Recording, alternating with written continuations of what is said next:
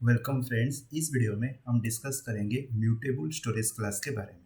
Mutable का मतलब क्या है? म्यूटेबल का मतलब है मॉडिफाइएबल। ओके, आप मॉडिफाई कर सकते हो, बस चेंजेस कर सकते हो वेरिएबल के अंदर। आपने क्या किया, अगर कोई भी वेरिएबल में आप पहले म्यूटेबल लिख देते हो तो क्या होगा, आप बाद में by help of the constant object और फंक्शन के थ्रू आप क्या कर सकते हो, मॉडिफाई कर सकते हो।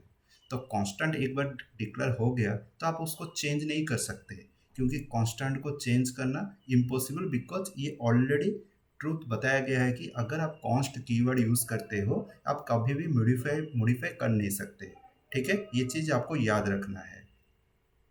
तो अगर मैं यहाँ पे कोई भी वेरिएबल डिक्लेयर करता हूँ, const int, okay, A equal to 12, fine, समझ में आ गया। अगर मैं इसको मॉडिफाई करने की कोशिश करूंगा ये कभी चेंज नहीं होगा एंड एरर थ्रो करेगा। अगर मैं a इक्वल टू 12 करूंगा तो ये मुझे एरर थ्रो करेगा। अगर मैं इसको म्यूटेबल कर दूंगा, एंड ये कैसे होगा, आपको क्या करना है, एक कांस्टेंट ऑब्जेक्ट डिक्लेयर करना है। Through that constant object and ये जो वेरिएबल होगा इसको मैं क्या करूंगा, म्यूटेबल करूंगा। ठीक है, that constant object take the responsibility to modify this data.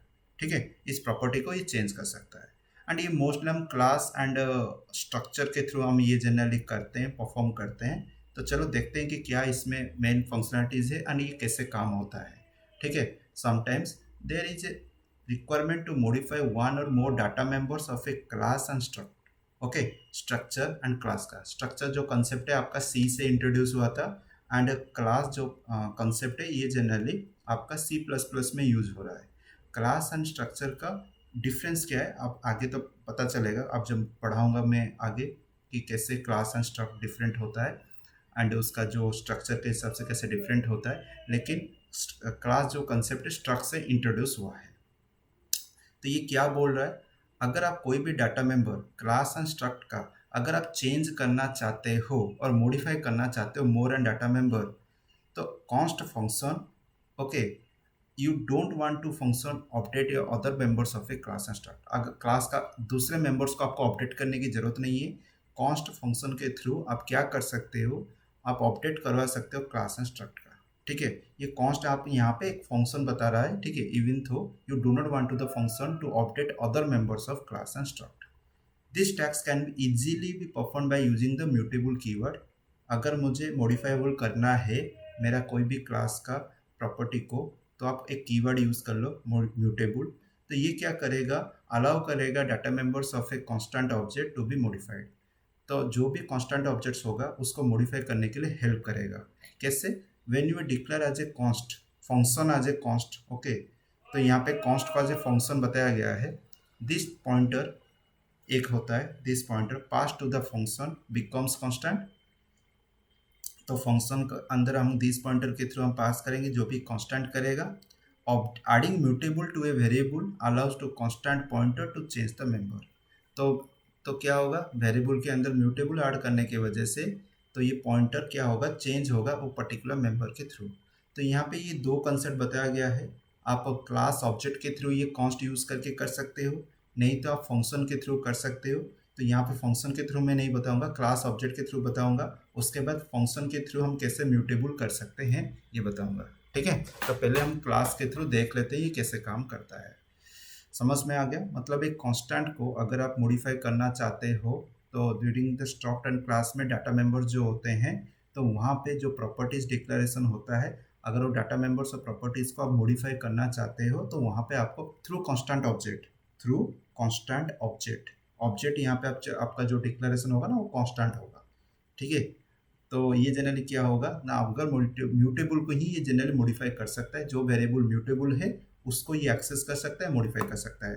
अनम्यूटेबल variables ये can not be access by the const keyword. Okay, तो चलो कोडिंग के थ्रू हम देखते हैं कि कैसे काम करता है। तो यहाँ पे एक नया फाइल बना दो, यूज ऑफ म्यूटेबल। तो यहाँ पे hash include iostream using namespace std।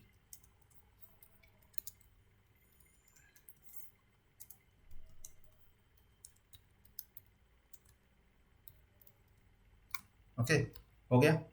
तो अभी हमको एक क्लास बनाना है, ठीक है। क्लास दैट्स ए टेस्ट, तो इसके अंदर पब्लिक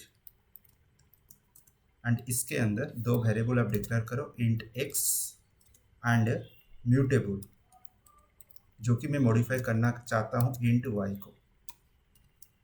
हो गया। अब यहाँ पे कंस्ट्रक्टर यूज़ करेंगे एंड इसको इनिशियलाइज कर देंगे, ठीक है।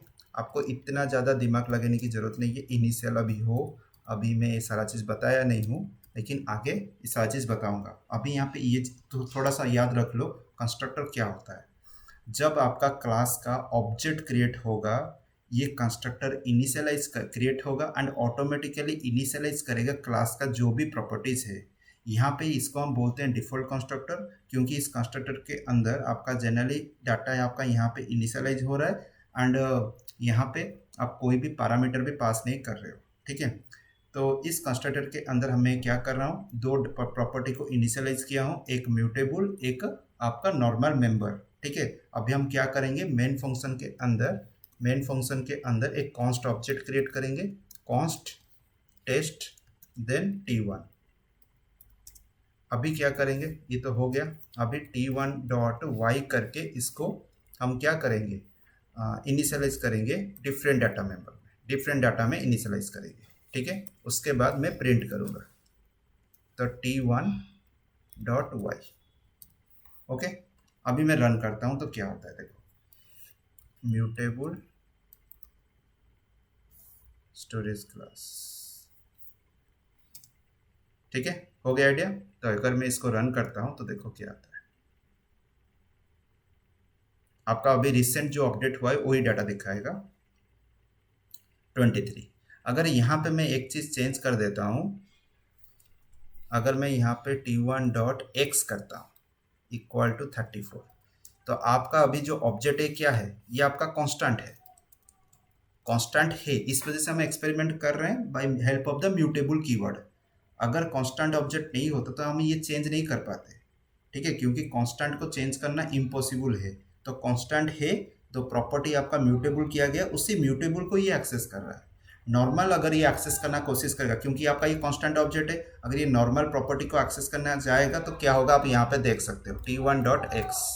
ओके, तो इसको मैं सेव करता हूँ एंड रन करता हूँ, तो देखो यहाँ पे एरर थ्रो किया, read only object, assignment of member test dot एक is a read only object. आप रीड ओनली कर सकते हो लेकिन चेंज नहीं कर सकते, क्योंकि t1 आपका क्या है। अगर मैं इसको म्यूटेबल कर देता हूं तो अभी देखो, इसको मैं म्यूटेबल कर देता हूं, ठीक है, म्यूटेबल हो गया। अभी इसको मैं रन करता हूं, आ गया 23 34। तो ये होता है डिफरेंस। आप अगर आप कांस्टेंट ऑब्जेक्ट के थ्रू अगर आप चेंजेस करना चाहते हो आपका म्यूटेबल प्रॉपर्टी के अंदर, तो आप ये चीज़ एक्सेस कर सकते हो क्लास के अंदर, एंड क्लास के थ्रू एक्सेस कर सकते हो इसका डाटा मेंबर्स को, एंड चेंज भी कर सकते हो अगर आपका क्लास ऑब्जेक्ट कांस्टेंट है। ये क्लास एंड स्ट्रक्चर के अंदर ये काम करता है अगर आपका डाटा मेंबर का प्रॉपर्टी को चेंज करना है और डाटा मेंबर को चेंज करना है, ठीक है। डाटा मेंबर एंड प्रॉपर्टी दो सेम है, ठीक है। मैं यहाँ पे आपको कन्फ्यूजन करवा रहा हूँ, that not a different. Data member हम क्लास में जो प्रॉपर्टी यूज़ करते हैं that is also called as a data member. तो अगर उसी डाटा मेंबर को हमको चेंजेस करवाना है रन टाइम पे और मॉडिफाई करवाना है रन टाइम पे, तो हम ये कांस्टेंट ऑब्जेक्ट डिक्लेयर करेंगे। ये कांस्टेंट ऑब्जेक्ट क्या करेगा, उसी पर्टिकुलर मॉडिफाइबल प्रॉपर्टी को या डाटा मेंबर को एक्सेस करेगा एंड उसको चेंज कर सकता है, ठीक है। तो यहाँ पे आप देख सकते हो म्यूटेबल इंट वाई, इसके वजह से हमने क्या किया, ये तो एरर थ्रो किया। इसको मैं कमेंट रख देता हूँ, ठीक है, इसको मैं कमेंट रख दूंगा स्लैश, हो गया। जिसके बाद आप क्या कर सकते हो, ये कोड रन करके आप चेक कर सकते हो कि ये काम कर रहा है कि नहीं, ठीक है, हो गया 23। तो मैंने यहाँ पे म्यूटेबल जो डाटा मेंबर है through mutable keyword constant object के हेल्प से मैं चेंज कर पाया। समझ में आ गया कि कैसे आपका म्यूटेबल स्टोरेज क्लास काम करता है। एंड नेक्स्ट वीडियो में मैं फंक्शन के थ्रू आपको बताऊंगा कि कैसे म्यूटेबल ऑब्जेक्ट फंक्शन में काम करता है, ठीक है। समझ में आ गया। अगर इस वीडियो को यहाँ तक देख रहे हो, इसको लाइक एंड शेयर करो, इस चैनल को सब्सक्राइब करो, बेल आइकन को क्लिक करो, जब भी वीडियो अपलोड करूँगा आपको नोटिफिकेशन मिल जाएगा, ठीक है। Thank you.